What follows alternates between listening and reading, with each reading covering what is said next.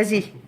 Reste papote, mais... Là, je suis repartie. Hein. D'accord. Donc, est-ce que vous avez déjà, vous qui avez été dans cet atelier, des choses à dire, est-ce qu'il y a des choses qui vous ont interpellé? Alors moi, je vais laisser quand même la parole aux femmes, c'est quand même important. On aura idée, Carole. T'as beaucoup parlé dans un premier temps. Mais bon, Moi, normal. moi, j'aurais dit que Si on c'était va assez consacrer un équilibré. quart d'heure. Moi, je nous ai trouvé très bons.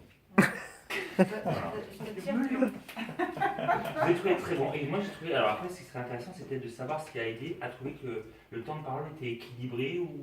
Et je sais que pour les questions, en fait, elle t'a introduit un peu.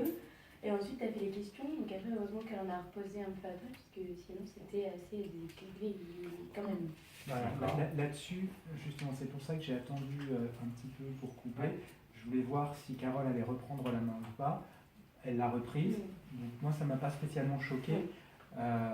Sur le début, sur ce qu'on a vu au début, je me suis dit, tiens, est-ce qu'elle va parler ou pas? J'ai vu que oui. Donc j'imagine que sur une durée plus longue, probablement ça aurait été équilibré. Donc ça, moi, ça ne m'a pas choqué a priori.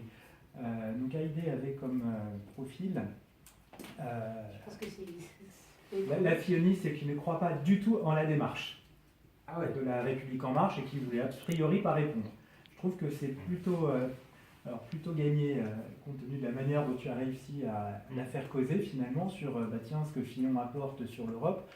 Donc, ce qui était à mon avis très, très bien fait.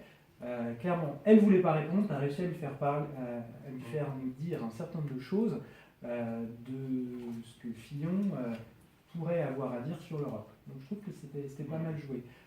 Alors, là, vous avez eu de la veine parce que vous avez quelqu'un qui n'était pas trop mauvais client.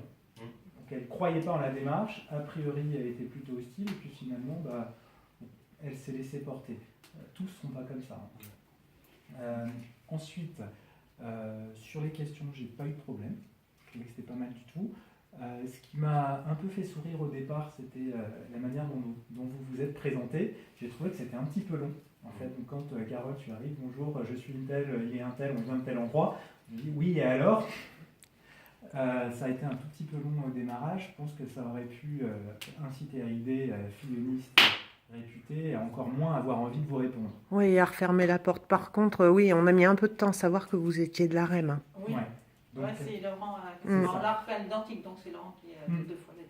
Mais du coup, à arriver un petit peu plus vite, idéalement. Ça, c'est un peu le risque aussi quand on fait du porte-à-porte, et là encore, on est dans un jeu, c'est peut-être des fois plus évident, c'est de s'excuser un peu, d'être là. C'est ça. Et autant avoir peut-être une réaction peut-être brutale, mais au moins qui va nous guider plus facilement, pour que ce soit moins chronophage. Et du coup, j'ai une question. Moi. Bien sûr, Quand on arrive chez les gens et qu'on leur dit bonjour, on ne serre pas les mains.